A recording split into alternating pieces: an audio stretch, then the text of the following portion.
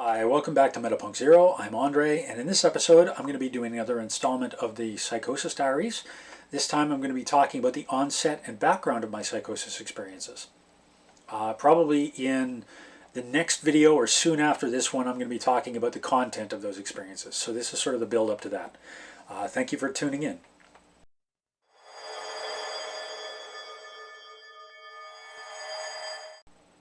Hi, welcome back. So before I really get into it, I want to say hello and welcome to all the new subscribers.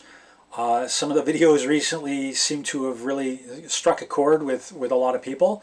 I've been really interested in the comments people have been leaving. Mostly they've been really good and respectful and interesting, and so I've enjoyed really engaging with them and with you and just having that discussion, particularly about the issue of God and everything, and pantheism and animism and that sort of thing, shamanic stuff as well. But yeah, it's been very interesting. So just welcome to all the new subscribers. It's good to have you here.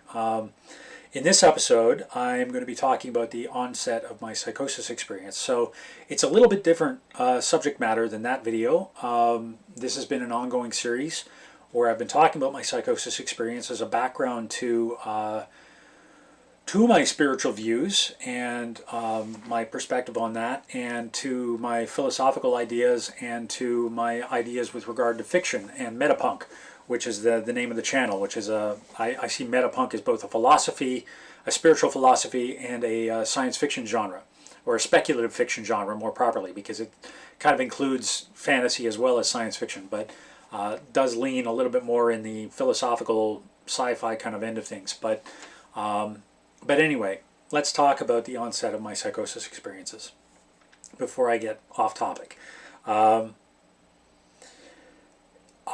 had my first psychosis experience in 2004, and that was an ongoing series of experiences that kind of went on until about 2006.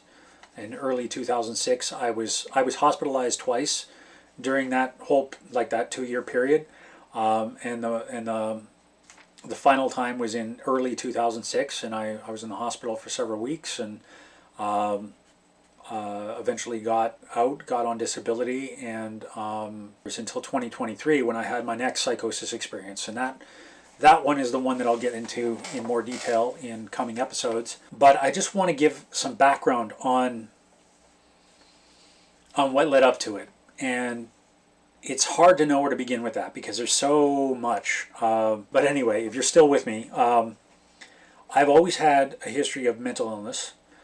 I didn't know that I always had a history of mental illness, but I probably spent most of my late childhood and adolescence in a state of depression, and I probably have been suffering from CPTSD all my life. So CPTSD is complex post-traumatic stress disorder. Or it's also sometimes known as childhood post-traumatic stress disorder, but whatever you make the C stand for, CPTSD is, it's a little bit different than regular PTSD, because PTSD has a specific event has occurred, like you might be in a plane crash, or you might be in a car accident, or like some specific event has occurred that created an emotional and maybe physical trauma, that has really affected the person. And the symptoms of PTSD are that you get memory problems, attentional issues, you get flashbacks. Quite often people end up sort of mentally reliving the event over and over again, and that can lead to difficulty sleeping, and it's really hard to regulate yourself when you can't sleep, and we are constantly beset by flashbacks and those sorts of things. CPTSD is a little bit different.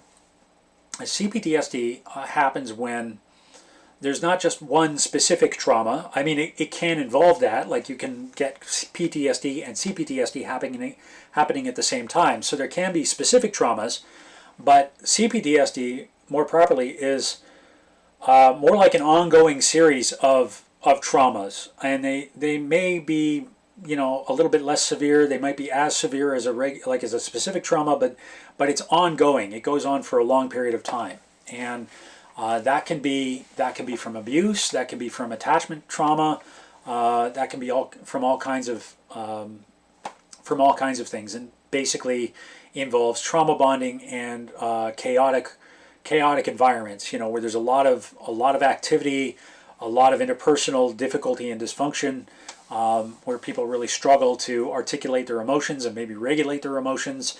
It's very difficult for people to operate in a balanced way. And so that kind of, when you grow up in an environment like that, it makes it very hard to learn how to regulate yourself, and how to handle your own emotions, how to deal with conflict in particular. And quite often people with CPTSD, at least that develop it in childhood, can usually present with things like severe social anxiety, perfectionism, and procrastination. These are all things that I've suffered from all of my life, and I didn't even realize where they kind of came from. I didn't realize they were all connected to CPTSD. I grew up in a large household, a large family. I had a lot of siblings. I had a very chaotic home life, and there was some generational trauma in the background. And I certainly don't want to paint anybody, particularly my family, as being the bad guy or anything like that. But there was difficulties, getting along, and difficulties regulating, and difficulties in terms of codependence and attachment and that kind of thing, and figuring out whose emotions were whose. And this is actually very common. CPTSD is a really common thing, and I'm going to talk about that more on this channel. It's part of sort of the entire point of metapunk philosophy is to sort of bring this out, and talk about it as a social issue, because it is a social issue as well as a personal issue. But in my case anyway, that's kind of the background. Is large family, chaotic environment, generational trauma, interpersonal difficulty, that kind of thing, leading to me not learning as a child quite where I began and other people ended. So there was a lot of idea that I had to be very selfless. I really couldn't take ownership of my own desires, or my own needs.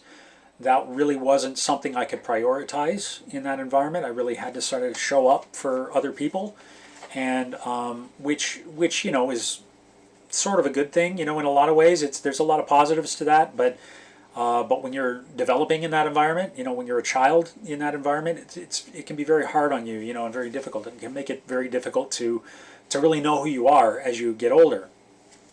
I'm also a unique thinker. I tend to have my own opinions about things. I'm very independently minded. I really look at things from a unique point of view, and I'm a nerd. I was into science fiction and fantasy growing up. I was into all the geek stuff.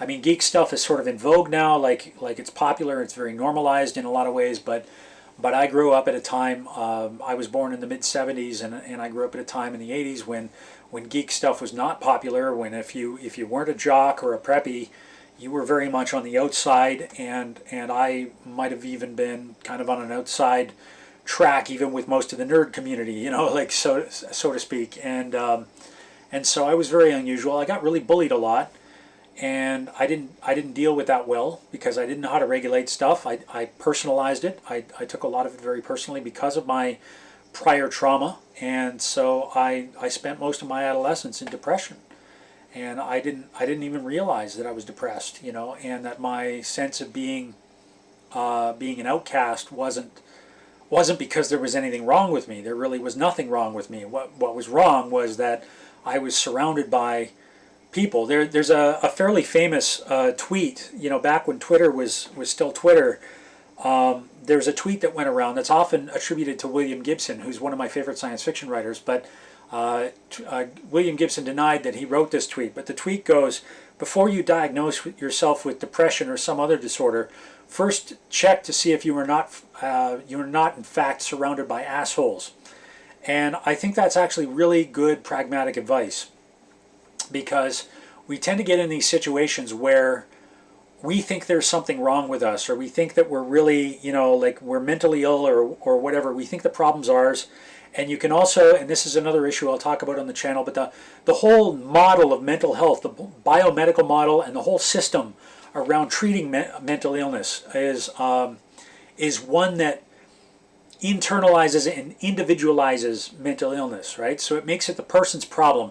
If somebody's depressed, it's because they are depressed. It's because there's something wrong with their brain. There's there's a chemical imbalance in their brain, right? It doesn't look at all the relationship trouble that's going on, all the dysfunction in that person's environment, right? I mean, that's really where most depression comes from. And I feel very confident making that statement. You know, I'm not a doctor, I'm not a scientist, I'm not an epidemiologist, I don't necessarily have hard facts on that, but mark my words, you know, one day we will know this for sure. One day there will be enough information out there, enough science to back this up, that depression is primarily a symptom of relationship dysfunction. And so if you're surrounded by assholes, kind of the way you are when you're in high school and you're an outcast, you know, where you're bullied, you know, not everybody's bullying you, but you pay attention to the bullies because they're the people that make the most noise with regard to you. You know, you're kind of invisible to everybody else, and the bullies just pick at you. You know, like they pick on you in class, they pick on you in the hallways. They, you know, and it might be a snide comment here and there. It could be somebody's tone. It could be getting shoved into a locker. Maybe it's physical violence, you know, like that goes beyond just getting shoved or checked a little bit. But all of these things can happen, and we all kind of know. Like anybody who's got any wits at all knows that high school, at least in North America, you know, in the English-speaking world, high school is pretty much prison rules. You know, there's not a lot of maturity that's taught. There's not a lot of good role models. Or there certainly wasn't when I was growing up, and a lot of the teachers either didn't know what to do about it, so they didn't do much, or they actively encouraged it and participated. I got bullied by teachers occasionally too, and that was pretty awful. So I spent most of my teenage years in depression, and combine that with problems with dating and like romantic relationships, you know, which I really, you know, social anxiety doesn't do anybody any favors in that department, and being an outcast and all those sorts of things. I also suffered from a lot of limerence and codependence, and which these were all words I didn't know at the time. You know, I just thought there was something fundamentally wrong with me, and I had dysmorphia. You know, I thought I was ugly, and I thought I really, you know, I thought I was monstrous, you know, and that I was unacceptable, you know, and so this was sort of how I grew up. And so you don't really date, and when you do try to date, when you try to get involved with somebody, you know, like you don't really handle it very well, and you can be needy, and you can be codependent, and you can just not know how to navigate particular emotional challenges or little conflicts when they come up, or misunderstandings and that sort of thing, and so it can be very, very difficult. And so I had some romantic trouble, and I was feeling very much like an outcast, and so shortly before my 21st birthday, I attempted suicide, and that was probably actually my first psychosis experience, because the way that I attempted that involved me wandering around Toronto hallucinating, and yeah, for several days at a time, and there were sort of 2 rounds of that. And then I went to my family doctor. I was diagnosed with depression. He put me on an antidepressant, and I moved home. I lived home with my parents for a couple of years, and then I went back to university. I went back to school, and I was going to study psychology because I had an interest in these things given my background. I wanted to understand where my depression had come from. I wanted to understand what it was all about, and so that was sort of, I mean, I've always had a lifelong interest in understanding how people work, and understanding how the mind works, and certainly understanding how difficult emotions and difficult, you know, sort of dysfunction works, you know. But I was studying psychology, and basically the same sorts of problems started to emerge. I really struggled because what I didn't do after my initial depression, I was prescribed antidepressants. I didn't get therapy. I didn't know that therapy was even an option. What therapy there was probably difficult to access at the time, but I don't know that my parents even looked into it, and I didn't really think about it. I was too young at the time to really know. I really didn't understand, and so I really hadn't dealt with these traumas that were in my background. I really didn't understand how to deal with these things, or how to regulate my emotions. I still hadn't overcome my dysmorphia, my sense of myself as being unacceptable and ugly, and really just, just untouchable socially. And so when I got to school, I didn't socialize well. I made some friends, but they weren't really close friendships, and I didn't really socialize a lot. I had some roommates that I knew. One of my roommates was a buddy from high school that I gone to high school with, and so I knew him really well, and that was a really good relationship. But during that time, as he started to move on with his life, and my other roommates who I became friends with, but they started to move on with their lives, there was some attachment issues that I had around that, and I started to get dysregulated. And at the same time, my school career wasn't going very well. So I was losing interest in school, and my romantic prospects were really not good, and I was really struggling with that. And so all of those things combined, and I was really not in a good place. And I was depressed for probably a year. I dealt with a situation at school where I was starting to get involved with somebody who was actually very abusive, and I didn't know that at the time. I didn't understand that. She had a similar pattern to somebody who'd been close to me when I was very young, and which you wouldn't know on the surface by meeting this person. And as I got involved with her, that really brought out all this trauma and all of this stuff, and I started to sort of destabilize and dysregulate. And around this same time, I had learned a lot about spirituality. A lot of what I know about Buddhism and a lot of what goes into this channel I learned around that time at university as well. But that point where I was really, engaged with the philosophy had sort of passed, and now I was in this really tumultuous emotional situation that was actually very abusive. And so I started to destabilize, and around this same time is when I kind of discovered pot, and the thing about cannabis is that cannabis acts on the dopamine system. It feels like insight, or at least it did to me. A lot of people, like, they get the sense, you get the high or whatever, you get the sense of euphoria. It's classified as a euphoric or a hallucinogen. It's certainly a psychedelic, and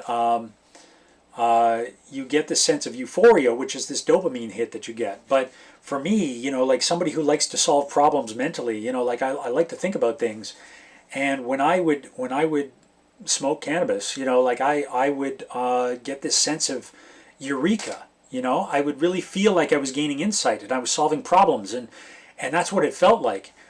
And I don't know, like, I think there might be some truth to that. Like, I certainly wrote some interesting things during that period.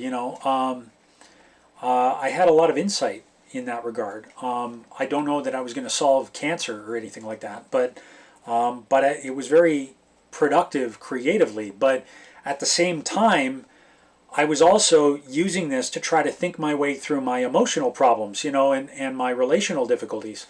And I really couldn't solve this abusive situation that I was in. I really wasn't equipped. I didn't know how to handle my trauma. I didn't know how to regulate my emotions, and I didn't know how to handle the conflict with this other person who was sort of like had their hooks in me and really didn't want to let me out of this box that they'd sort of shoved me into. And I'd try as I might, I couldn't get out of it without creating all kinds of mayhem. And so the cannabis really, helped precipitate the destabilization. And at the same time, I was meditating a great deal because I wanted to solve my problems. And so all of these sort of things combined, and so this, what was a really bad depression, got even worse. And then I started to sort of spiral off into a different kind of headspace. And so that was around 2004, and that's when my first psychosis happened. And then I spent the next year, I was hospitalized and went through a big experience that way. I came home. I eventually tried to restart my career, my working life. I was living in Toronto at the time. My parents didn't live in Toronto, but I tried to kind of get back into the working world and figure out what my next move in my life was going to be. And then I had another relationship sort of situation, and another situation with an abusive person, and that abuse caused me to spiral again. And so then that was about 2006, and I was hospitalized shortly after that. I remember going to Christmas with my family, and I was just completely depressed. I didn't smile the whole time. There's family photos with me just completely flat affect, totally depressed, like worse than depressed, and hallucinating. I was hallucinating that at that time. I was hearing things and seeing some things, and I had a lot of very strange ideas in my mind about how the world worked and everything else, and very much would have been considered delusional by other people. But I mean, what was interesting about it is that it had this very metaphysical sort of view. Like I'd already learned a little bit about shamanism and, as I say, Buddhism and Taoism and all of these things, and so I had a very different perspective on it than the doctors would have accepted. But fortunately, I got lucky, and I got a good psychiatrist, and he was open to things like meditation. He actually recommended that I meditate as a way to help. He did recommend antipsychotic medications as well. We had to play around with that. I gained 80 pounds in weight around that time because of one of the medications that I was on. But he switched the medications, and then that settled out, and I lived for the next 14 years. I missed my 30s because I lived with family and just tried to recover. And what I didn't know at the time, because what everybody had told me was that this was a lifelong condition, and that I would have to be on these medications for the rest of my life, and that there was basically, that I'd be very lucky if I ever worked again, or if I ever had anything like a normal life. And so we all just sort of took their word for it, and so I lived on disability. I really struggled. I missed my 30s, and I missed a large chunk of my life because of the narrative that I was given by the mental health professionals, and that's really unfortunate. It really did a lot of damage to my life, but I did start to recover, and 20 years later, I was fully recovered, and I was in the workforce, and then some of those old issues cropped up again. I was able to get into a relationship successfully, but it was a very tumultuous relationship, and I would say there was a lot of toxicity. There was a lot of dysfunction and conflict. It was a high conflict relationship, and that really brought out my trauma. And I was in that relationship for about 2.5 years, maybe a little more. And I found a job at the same time, and I got back into the working world. That was around the same time. Just before that, I got on the basic income pilot, and I was able to retrain for this new job before the pilot ended, because we knew it was going to end. And so I started retraining, and I got into a new career, and that was going really, really well until the relationship kind of blew up, and then I moved out on my own, and then the industry that I worked in had a couple of strikes. I worked in the film industry for a while, and there were some strikes, and COVID was also going on at the same time, and between the isolation of COVID and not working and not having sustainable income, and having all the grief and guilt and anger about my failed relationship, and my career not going anywhere, because my actual career is writing. I'm a writer and a creative person, and I've always been frustrated in that regard. I've never been able to give that career its due diligence, and or like what I owe it, what I want to pour my heart into. I haven't been able to do. So even working in film, that was closer, and that was why I took film as an occupation, because that was closer to my creative pursuits. But because of these strikes, I didn't have enough financial stability, or enough time freedom, and so I wasn't able to do my career either. So I had all of these things. Basically, every department of my life, every area of my life was not working. And COVID had all this isolation. That doesn't do any favors for anybody with social anxiety, and I still hadn't received therapy at this point. I hadn't thought that therapy was necessary at this point, because I'd been very functional for a long time. And so I spiraled in 2023. I spiraled into another depression and psychosis. And here we are. So thank you for tuning in. Thank you for listening. If this has in any way served anybody who might go through a psychosis experience, we need a certain amount of balance in our life. We need balanced relationships. We need good and healthy relationships. We don't want to be surrounded by assholes, as you probably, as you saw through my recounting of that. I endured a lot of abuse over the course of even my adult life, and but really all of my life, there's been a lot of abusive behavior in my environment, and I've struggled with that, and that is the single biggest factor which has led to my psychoses. You know, so that's something people need to be aware of when there's emotional trauma, when there's dysfunctional relationships, when there's abuse going on. People have a hard time regulating.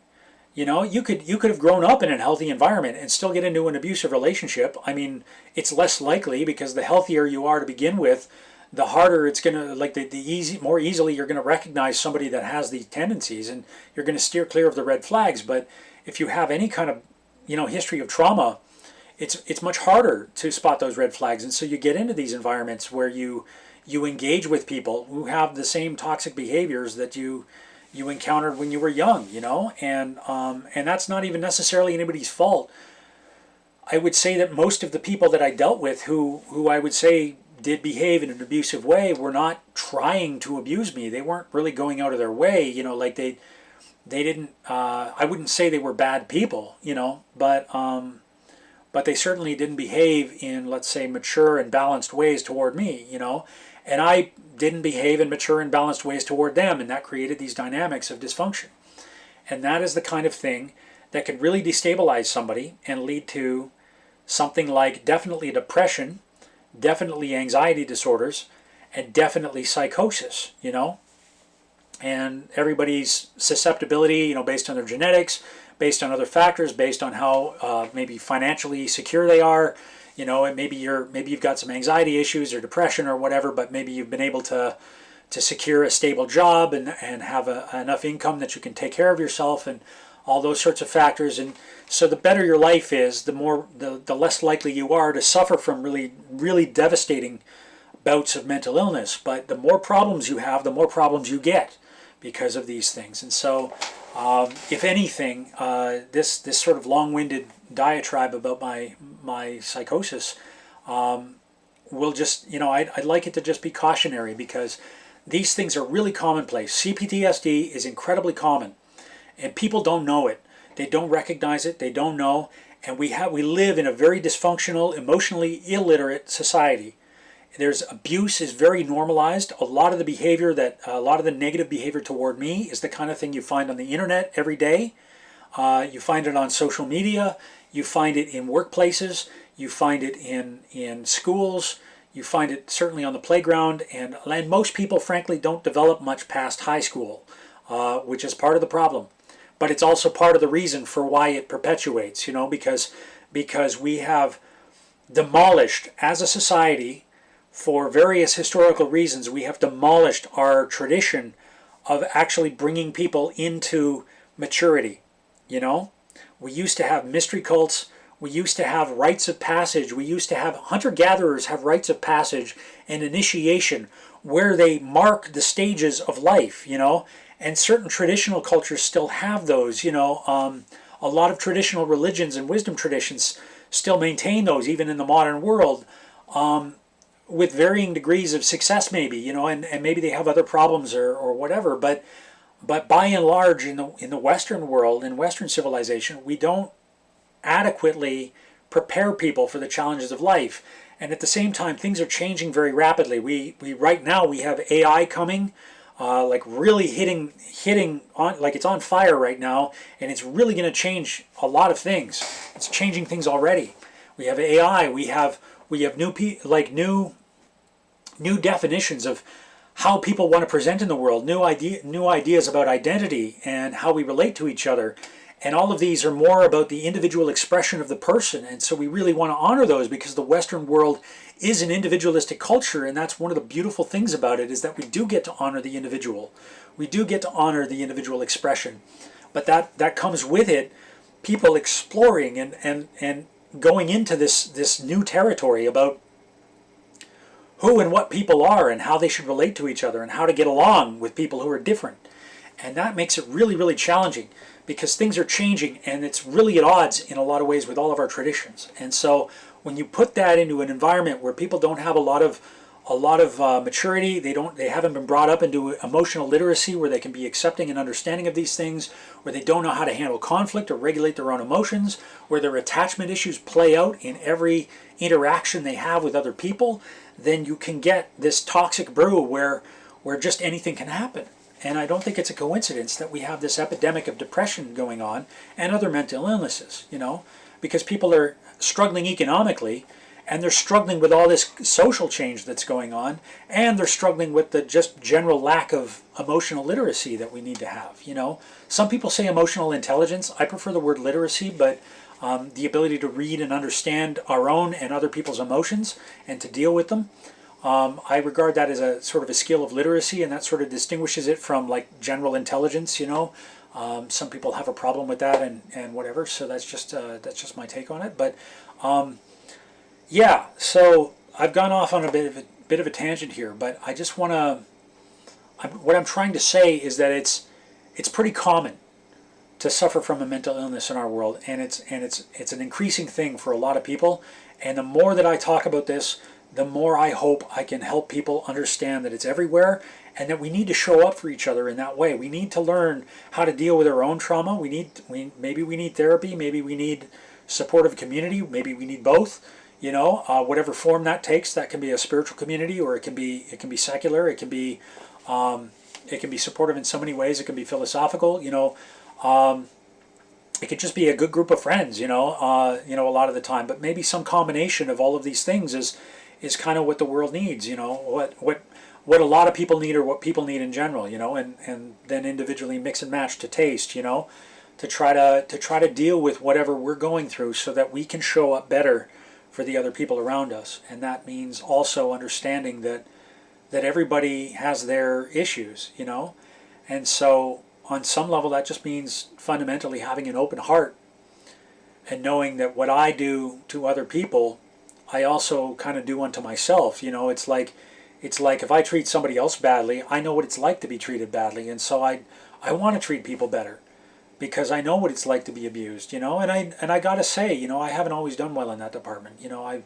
I've sometimes I've become the abuser as well, and quite often that's the case, and I'm certainly not proud of how I showed up in my last relationship. It was pretty chaotic, and I didn't like what I became in that, and that's a lot of why it was so problematic. But I've also said nasty things to people, like one-off nasty things, and I'm certainly no saint, but the more that we can understand what it's like to go through these things, the more that we can share this experience, and we can show up. And our culture really hates vulnerability. It really is afraid of vulnerability, and so it punishes vulnerability all the time.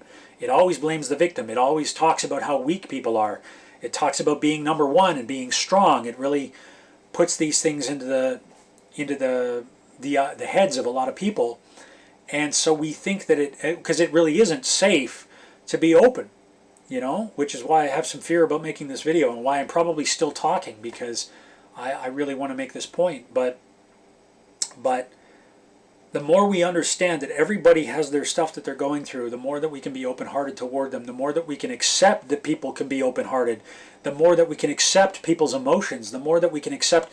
Like, watch somebody get emotional in public and see how uncomfortable everybody gets around them. That's because those uncomfortable people don't know how to regulate their own emotions. That's how common it is. It's basically everybody. It's very rare to find somebody who actually really is very well embodied and knows how to really embrace their emotions and the emotions of other people, and allows them to show up for people and not get involved, not get their own issues, their own attachment trauma all wrapped up and bound up with other people.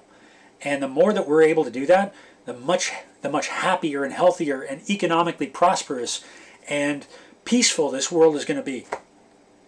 That's how we heal the world, is by one dealing with our own stuff.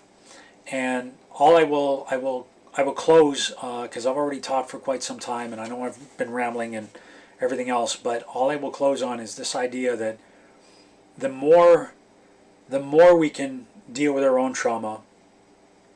If I look back and I understand, in retrospect, the ways that if I'd had therapy, if I'd had, or if I'd had good role models and good support in a few key ways, that would have changed everything for me, you know?